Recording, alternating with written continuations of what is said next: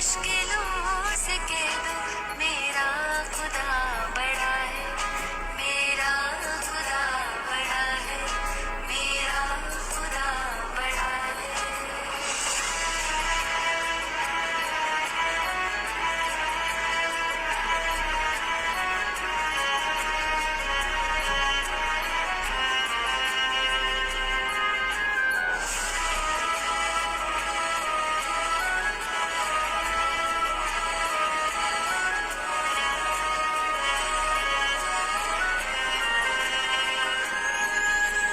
वो सर्व शक्तियों से जब साथ है हमारे, वो सर्व शक्तियों से जब साथ है हमारे, हर काम उसके रहते हर हर्ज हुआ पड़ा है। कभी हार ना हिम्मत का कदम बढ़ाओ, कभी हार ना हिम्मत का कदम बढ़ाओ। हजारों कदम बढ़ाने वो सामने खड़ा है। ये मत कहो खुदा से मेरी मुश्किलें बड़ी हैं, ये मुश्किलों से कह दो मेरा खुदा बड़ा है, ये मुश्किलों से कह दो मेरा खुदा बड़ा है, मेरा खुदा बड़ा है, मेरा खुदा बड़ा है, मेरा खुदा बड़ा है।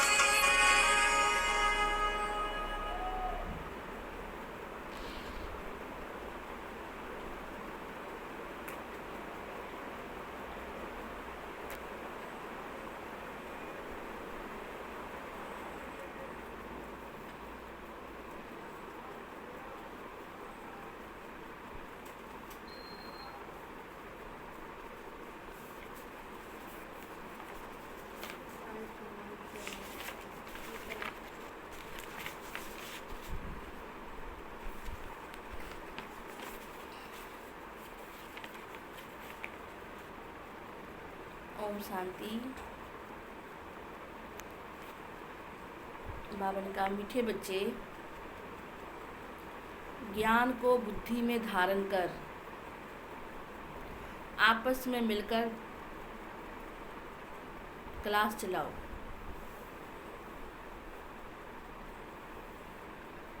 ज्ञान को बुद्धि में धारण कर आपस में मिलकर क्लास चलाओ, अपना औरों का कल्याण करो, यानी कि अपना भी और दूसरों का भी कल्याण करो। यही आपकी क्या है, सच्ची कमाई है। ये करते रहो। प्रश्न है, तुम बच्चों में कौन सा अहंकार कभी नहीं आना चाहिए? कौन सा अहंकार नहीं आना चाहिए जो हम बच्चों को आ जाता है? उत्तर है, कई बच्चों में अहंकार आता है कि छोटी छोटी बालकियां हमें क्या समझाएंगी। बड़ी बहन कहीं चली जाती है तो रूठ जाते हैं और क्लास में आना क्या कर देते हैं, बंद कर देते हैं। ये माया का विघ्न है। जिनको ये अभिमान आ जाता है छोटी छोटी बालकियां क्या समझाएंगी, तो बाबा ने कहा किसका नुकसान होता है, अपना ही नुकसान हो जाता है। तो बाबा ने कहा ना, ये भी माया का विघ्न है, ये देभान आना, क्योंकि तो बाबा की मुरली है ना। बाबा कहते, बच्चे तुम सुनाने वाले टीचर के नाम रूप को ना देख, बाप की याद में रह मुरली सुनो। बाबा कहते, बच्चे देहाभिमानी बनो, आत्मा समझ के मुरली सुनो, क्योंकि ये वाक्य किसका है, बाप का है ना। बाप की मुरली चलती है ना। हम बच्चों को शिक्षाएं देने के लिए सुना कौन रहा है उसको थोड़ा देखना है, बाप सुना रहे, बाप की शिक्षाएं, इस पे ध्यान देना है।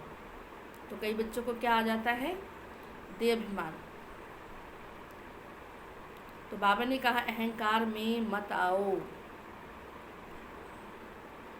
ओम शांति। बाप बच्चों को समझाते हैं। अब बाप जब कहा जाता है तो इतने बच्चों का एक जिस्मानी बाप तो हो नहीं सकता है। इतने सारे बच्चों का जिस्मानी बाप तो हो नहीं सकता है। ये है रूहानी बाप। उनके ढेर बच्चे हैं। बच्चों के लिए यह टेप, मुरली आदि सामग्री है। बच्चे जानते अभी हम संगम युग पर बैठे हैं पुरुषोत्तम बनने के लिए। बाबा कहते हैं यहाँ क्यों बैठे हो, क्यों आए हो? पुरुषों में उत्तम ते उत्तम पुरुष बनने के लिए आए हो। ये खुशी की बात है ना। बाबा कहते बच्चे खुशी की बात है ना। बाप पुरुषोत्तम बनाते हैं, लक्ष्मी नारायण पुरुषोत्तम है ना। तो इस सृष्टि में उत्तम ते उत्तम है, वो सबसे उत्तम लक्ष्मी और नारायण है। फिर मध्यम में, फिर कनिष्ठ में, आदि में उत्तम है, बीच में क्या हो जाते हैं मध्यम, और अंत में कनिष्ठ। हर चीज़ पहले क्या होती है? उत्तम होती है, फिर मध्यम होती है, फिर कनिष्ठ होती है।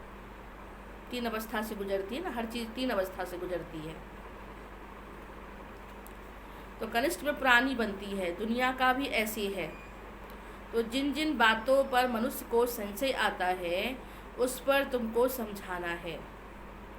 बहुत करके ब्रह्मा के लिए भी कह देते हैं इनको क्यों बिठाया है। इनको नहीं, किसी और को भी बिठाते तो भी कहते हैं इनको क्यों बिठाया है। तो बाबा ने कहा ना उसको समझो। उनके झाड़ के चित्र पर ले जाना चाहिए। देखो नीचे तपस्या कर रही हैं और ऊपर एकदम अंत में, बहुत जन्मों के अंत में खड़े हुए हैं। बाबा कहते हैं मैं इनमें प्रवेश करता हूँ। ये बातें समझाने वाला बड़ा ही अक्लमंद चाहिए। ज्ञान को वर्णन करने वाला बड़ा ही समझदार चाहिए ताकि वो समझा सके। ये बातें समझाने वाला बड़ा अक्लमंद होना चाहिए। एक भी बाबा कहते हैं अगर समझदार नहीं है तो दूसरों को हम समझा नहीं पाएंगे ना। इसलिए बाबा कहते हैं ना पहले खुद ज्ञान समझो। जब खुद समझेंगे तभी हम दूसरों को समझा सकेंगे। तो बाबा का सभी बीके का नाम फिर क्या हो जाता है? खराब। इसलिए बाबा कहते हैं ना ज्ञान में समझदार बनो। जितना समझेंगे, दूसरों को समझाएंगे, उतना अच्छा है। पूरा समझाना नहीं आता। भल कंप्लीट पास तो अंत में होती हैं। इस समय 16 कला संपूर्ण कोई बना नहीं है। सब पुरुषार्थी हैं। इसलिए बाबा कहते किसी को नहीं देखना है। हर एक बच्चा पुरुषार्थ कर रहा है, लास्ट में कंप्लीट बन जाएंगे। तो बाबा का समझाने में भी बच्चे क्या हो जाते हैं? नंबर वार, समझने में भी और समझाने में भी। परम पिता परमात्मा से प्रीत नहीं है तो विपरीत बुद्धि ठहरे। इस पर तुम समझा सकते हो। जो प्रीत बुद्धि है वो विजयंती है, और जो विपरीत बुद्धि है वो क्या है? विनाशंती बुद्धि है। इस पर कई बिगड़ जाते हैं, फिर कोई न कोई इल्ज़ाम लगा देते हैं। झगड़ा फसाद मचाने में भी लोग देरी नहीं करते हैं। कोई कर ही क्या सकते हैं। कभी चित्रों को भी बाबा कहते हैं जलाने में या देरी नहीं करते हैं। गुस्से में आके तो कुछ भी कर सकता है इंसान। तो बाबा कहते हैं अपने चित्रों को भी क्या करा दो? इंश्योरेंस करा दो। बच्चों की अवस्था को बाप जानते हैं। बच्चों की अवस्था को बाप जानते हैं और समझाया भी जाता है। बाबा ने कहा अपनी दृष्टि को क्या बनाओ? पवित्र बनाओ, है ना। दृष्टि को क्या बनाओ? पवित्र बनाओ। जैसी दृष्टि वैसी सृष्टि बन जाती है ना। इसलिए बाबा कहते हैं पवित्र बनाओ। क्रिमिनल आई पर बाबा रोज बच्चों को समझाते हैं, क्योंकि बाबा कहते हैं ना ये आंखें तुम्हें बहुत धोखा देती है। लिखते भी हैं, बिल्कुल सही है। ये दुनिया तमो प्रधान है। दिन प्रतिदिन क्या होता जा रहा है? दिन प्रतिदिन बाबा कहते हैं तमो प्रधान होता जा रहा है। वो समझते हैं कलयुग अभी क्या पहन रहा है, घुटनों के बल चल रहा है। तो बाबा कहते नहीं बच्चे, अज्ञान नींद में सोए हुए हैं। कभी कभी कहते हैं ये महाभारत लड़ाई का समय है, तो जरूर भगवान कोई रूप में आएगा। रूप तो बताते नहीं हैं, उनको जरूर किसी में प्रवेश होना है। भाग्यशाली रथ गाया हुआ है, और भाग्यशाली रथ कौन सा है? कौन सा है? जिसमें बाबा प्रवेश करते हैं। ये ब्रह्मा भाग्यशाली रथ है जिसमें से बाबा आकर ज्ञान सुनाते हैं। इनके बाजू में बैठे हुए हैं। कितनी अच्छी रीति समझाया जाता है। त्रिमूर्ति चित्र है। त्रिमूर्ति तो ब्रह्मा विष्णु शंकर को कहेंगे। जरूर कुछ करके गए हैं, जो फिर रास्तों पर मकान पर क्या लिख देते हैं लोग? क्या लिखते हैं?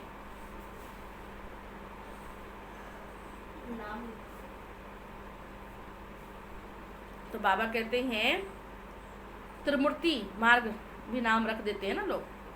मकान पे भी त्रिमूर्ति नाम रखते हैं। जैसे रोड को भी सुभाष मार्ग नाम दिया। सुभाष जी की हिस्ट्री तो सब जानते हैं। उन्हों के पीछे बैठ हिस्ट्री लिखते हैं, फिर उनको बाहर खड़ा कर देते हैं, स्टैचू बना देते हैं ना। कितनी बड़ाई बैठ लिखते हैं। जो अच्छे कर्म करते हैं उनकी क्या किया जाता है? उनकी बड़ाई होती है ना, उनके कर्मों की बड़ाई होती है। तो चित्र आदि जो बनाए हैं समझाने के लिए, जैसे गुरु नानक जी को भी कितना बड़ा बनाया है।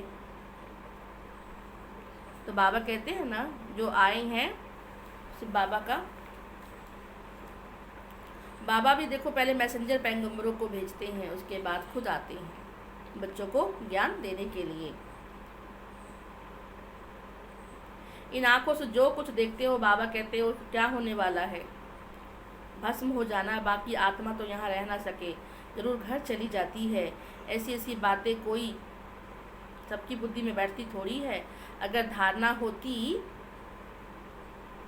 तो क्लास में क्यों नहीं चलाते? बाबा कहते अगर समझदार हो तो क्यों नहीं दूसरों को ज्ञान सुना सकते हो? अपना भी कल्याण करो, दूसरों का भी कल्याण करो। बाकी अहंकार में आने से फिर किसका नुकसान होता है? अपना ही नुकसान होता है। इसलिए कभी भी नुकसान नहीं करो अपना। 7-8 वर्ष ऐसे कोई तैयार नहीं होता जो क्लास चला सके। बहुत जगह ऐसे चलाते भी हैं, फिर समझते हैं माताओं का मर्तबा ऊंच है, चित्र तो बहुत है, फिर भी मुरली धारण कर उस पर थोड़ा समझाते हैं। ये कोई भी कर सकता है, बहुत सहज है। फिर भी पता नहीं क्यों क्या मांगनी करते हैं, हमें अच्छी टीचर दो। खुद भी तो चला सकते हैं ना।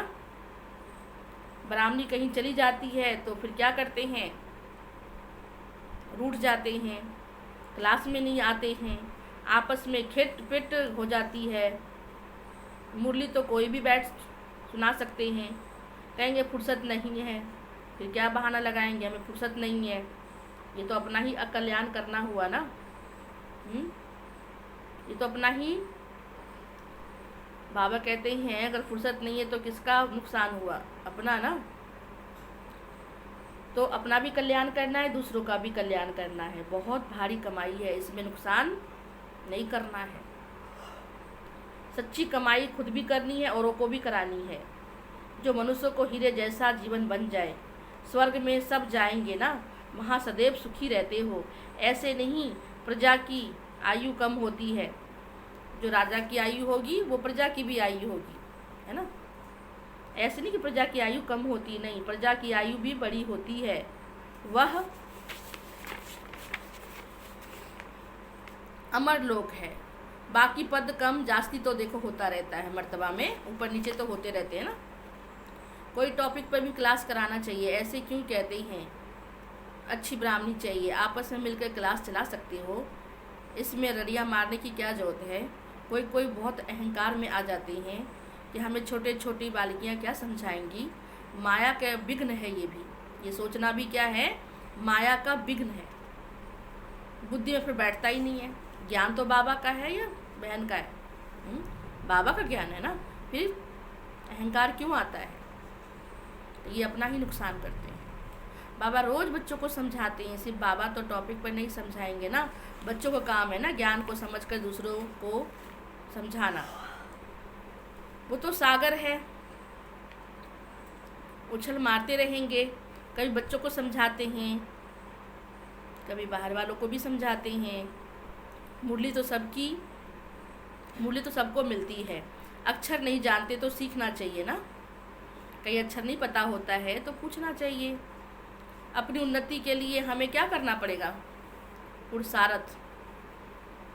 अपनी उन्नति के लिए पुरुषार्थ करना चाहिए। अपना और दूसरों का क्या करना चाहिए? कल्याण करना चाहिए। ये बाप ब्रह्मा बाबा भी सुना सकते हैं, परंतु बच्चों का बुद्धियोग कहाँ जाना चाहिए? किसी देहधारी की तरफ नहीं जाना चाहिए ना।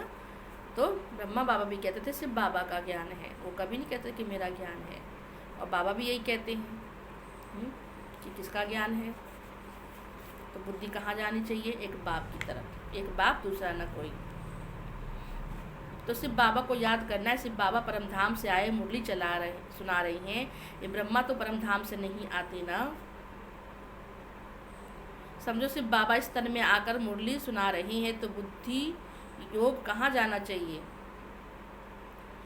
बुद्धि में याद होना चाहिए, यथार्थ रीति ये बुद्धि में रहे तो याद की यात्रा रहेगी। परंतु यहाँ बैठे भी बहुतों की बुद्धि कहाँ कहाँ भटकती रहती है।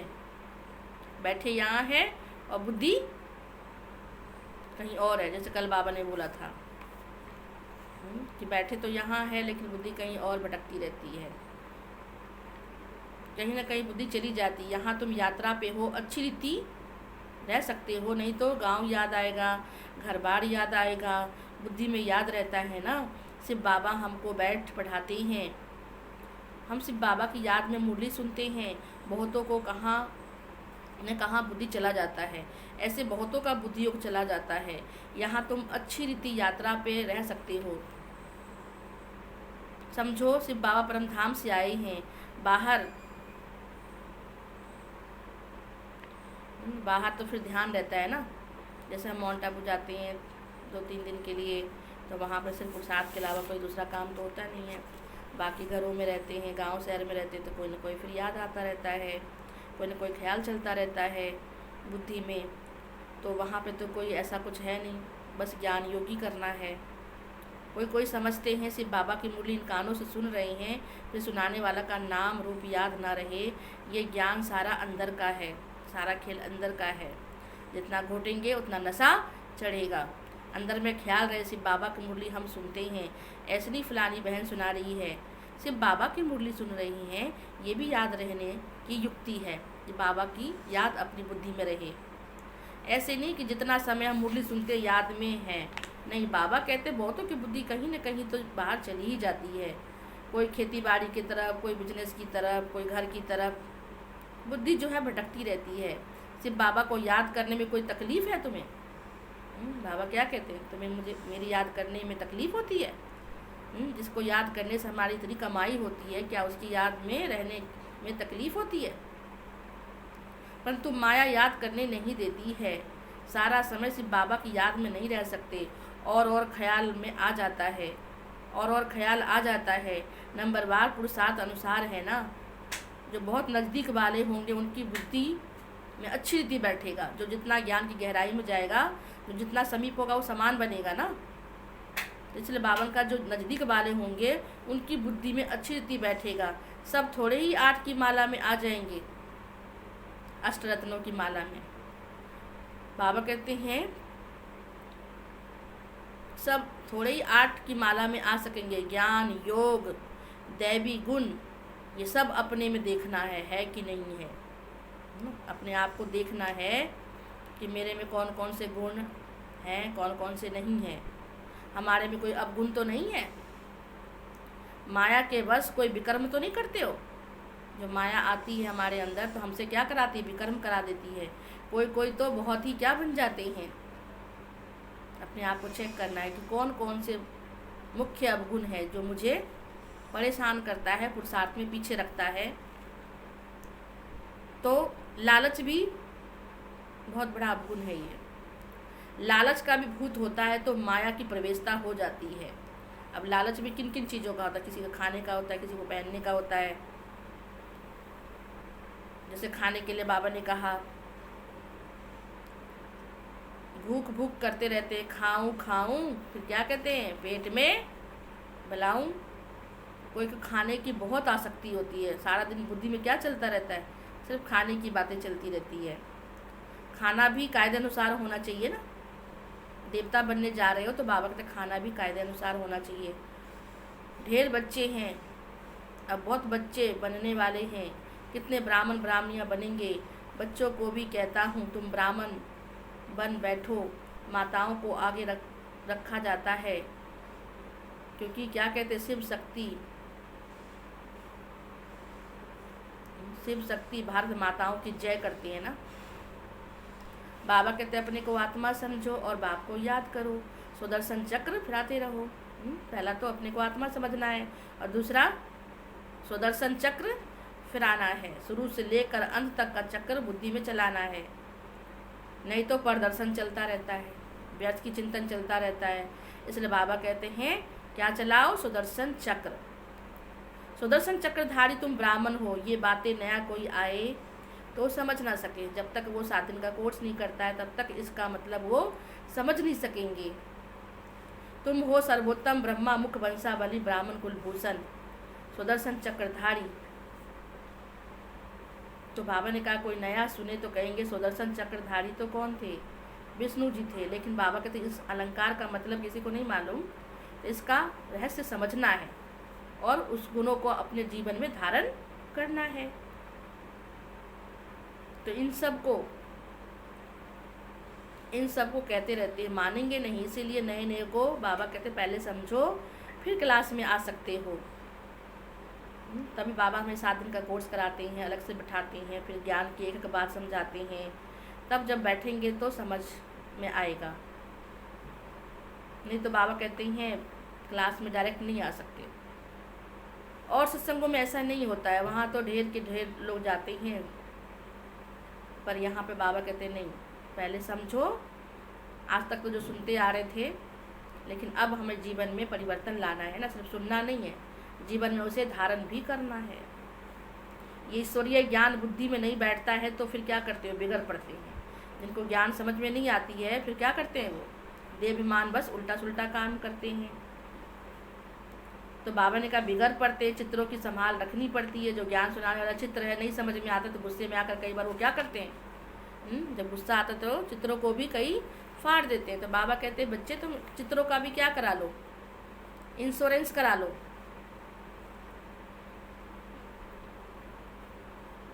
तो बाबा ने कहा लड़ना झगड़ना तो है नहीं, इसलिए बाबा कहते हैं बच्चे तुम अपना क्या रखो, ध्यान रखो।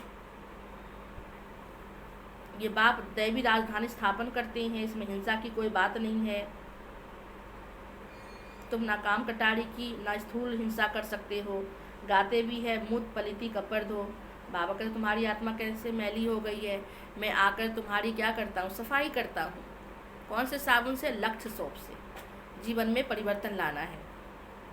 मनुष्य तो बिल्कुल घोल अंधियारे में है। बाबा कहते लोग अज्ञान नींद में सोए पड़े हैं और सिर्फ बाबा कहते जागो समय पहचानो।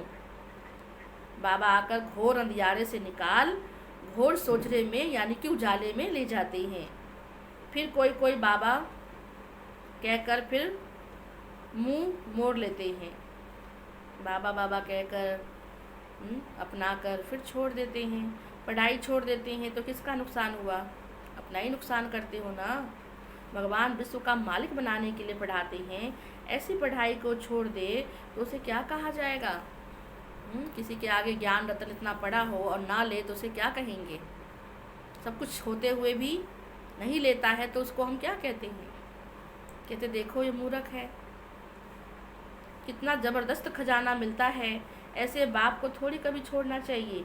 गीत भी है ना, जो निश्चय बुद्धि बच्चे हैं वो कौन सा गीत गाते हैं, आप प्यार करो चाहे ठुकराओ, हम आपका दर आपका हाथ नहीं छोड़ेंगे। जो बच्चे बाबा के पक्के बन गए वो कभी बाबा का हाथ और साथ नहीं छोड़ेंगे, चाहे कुछ भी हो जाए।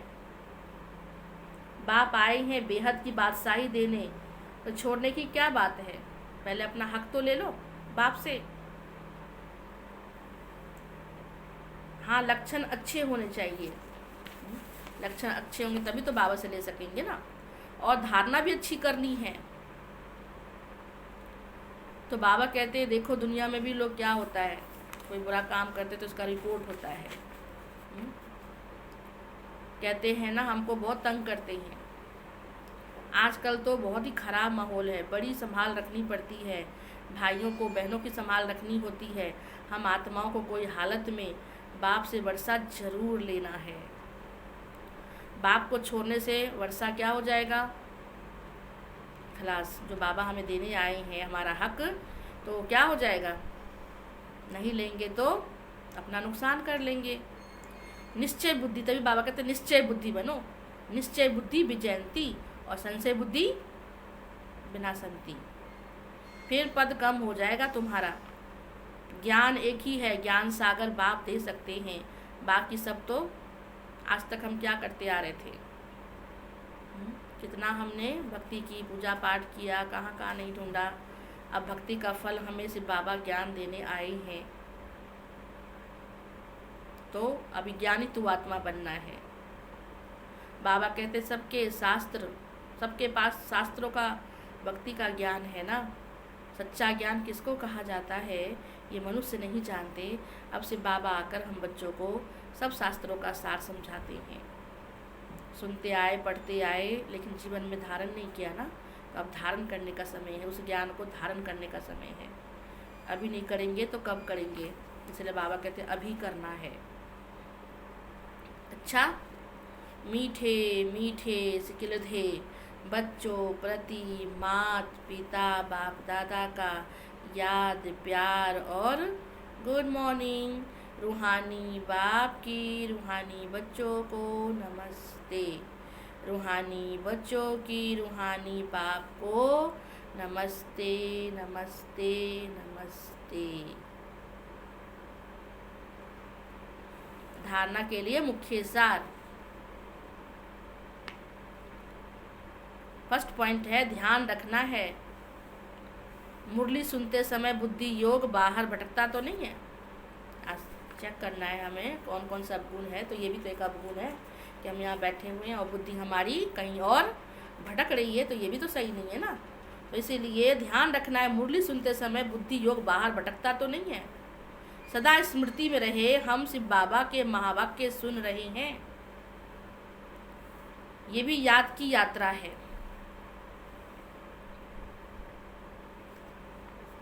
दूसरा है अपने को देखना है, हमारे में ज्ञान योग दैवी गुण है। तो अपने पे अटेंशन देंगे, अटेंशन के साथ देखेंगे तो पता लगेगा कि कौन सा अवगुण मेरे अंदर है। लालच का भूज तो नहीं है जैसे खाने पीने का, तो बुद्धि उसी में भटकता रहेगा। लालच का भूज तो नहीं है। माया के बस कोई विकर्म तो नहीं होता है। जब माया की प्रवेशता होती तो क्या होता है, हमसे विकर्म होती, भूलें होती हैं। तो बाबा कहते हैं ये सब अपनी चेकिंग खुद करनी है। आज का वरदान है दिव्य बुद्धि। हमारी बुद्धि कैसी होनी चाहिए, दिव्य बुद्धि। दिव्य बुद्धि की लिफ्ट द्वारा तीनों लोकों का सैर करने वाले सहज योगी भव। दिव्य बुद्धि की लिफ्ट द्वारा तीनों लोकों का सैर करने वाले सहज योगी भव। संगम युग पर सभी बच्चों को दिव्य बुद्धि की लिफ्ट मिली है।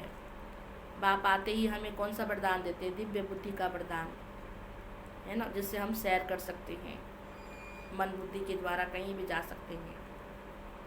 इस वंडरफुल लिफ्ट द्वारा तीनों लोकों में जहाँ चाहो वहाँ पहुँच सकते हो। स्मृति का स्विच ऑन कर दो, है ना। स्विच ऑन करने में कितना टाइम लगता है, 1 सेकेंड।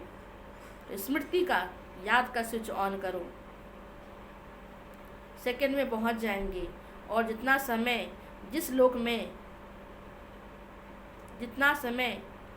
जिस लोक का अनुभव करना चाहो कर सकते हो, उतना समय वहाँ स्थित भी रह सकते हो। इस लिफ्ट को यूज करने के लिए कौन सा समय बहुत अच्छा है, वो है अमृत वेला। बिल्कुल केयरफुल होके रहो। अमृत वेले केयरफुल बन स्मृति के स्विच को यथार्थ रीति से सेट करो। अथॉरिटी होकर इस लिफ्ट को कार्य में लगाओ। बाबा कहते आप अधिकारी बच्चे हो तो इस लिफ्ट को कार्य में लगाओ, तो सहज योगी बन जाएंगे। मेहनत आपकी क्या हो जाएगी? समाप्त हो जाएगी। जो इतनी मेहनत करनी पड़ती, क्यों करनी पड़ती? स्थिति हमारी कमज़ोर है इसीलिए ना, तो अपनी स्थिति को मजबूत बनानी है, तो मेहनत समाप्त हो जाएगी। स्लोगन है मन को सदा मौज में रखना है। मन ही हमारा उदास होता है ना, मन ही हमारा क्या होता है, बेचैन होता है। इसलिए बाबा कहते हैं मन को किस में रखना है? मौज में रखना है। मन को सदा मौज में रखना, यही जीवन जीने की क्या है? कला है ना। मन को सदा मौज में रखना, यही जीवन जीने की कला है। बाबा ने हमें कलाएं दी है ना। मन को बच्चा बना के समझाओ, मन को मजबूत बनाओ, मन को खुश रखो, तो मन को खुशी कैसे मिलेगी? बाबा की याद से। तो बाबा कहते ये भी जीवन जीने की कला है, ये हमें सीखना है। अच्छा, ओम शांति। तो मुरली पर अटेंशन देंगे, एक एक बात पर ध्यान देंगे। बाबा ने क्या क्या कहा है, अपने पे ध्यान देना है। ज्ञान योग में पक्के हैं कि नहीं, क्या करना है, वो अपने पे ध्यान देना है। हम ध्यान नहीं देते ना अपने ऊपर, मुरली तो सुन लेते हैं पर अपने को करेक्ट नहीं करते हैं। तो अपने उस पुरुषार्थ के लिए क्या करना है? स्व-उन्नति के लिए अपना और दूसरों का भी क्या करना है? कल्याण करना है। और ज्ञान योग पर अपना अटेंशन देना है, और ये भी ध्यान देना है हमसे कोई विकर्म तो नहीं होता है। तो बाबा ने कहा ना, माया की प्रवेशता होने से हमसे विकर्म हो जाता है, तो कोई भी ऐसा काम नहीं करना है। और दूसरा बाबा ने ये भी तो कहा, लालच खाने पीने की होगी तो बुद्धि उसी में लगी होगी, तो उसमें अपनी बुद्धि को नहीं लगानी है। और बाबा से वर्षा भी लेना है, विशेष अटेंशन देना है। जैसे कल भी बाबा ने कहा ना, याद का चार्ट रखना है ना। कई बच्चे तो 4-5 घंटे का भी चार्ट देते हैं, और कई तो बिल्कुल लिखते ही नहीं हैं।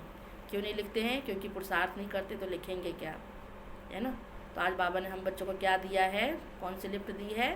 दिव्य बुद्धि का। तो उसे यूज करना है, सारे दिन में उसे यूज करना है, फिर रात को अनुभव उसका करना है, और बाबा को अपना सारा चार्ट देकर तभी सोना है। अच्छा, ओम शांति।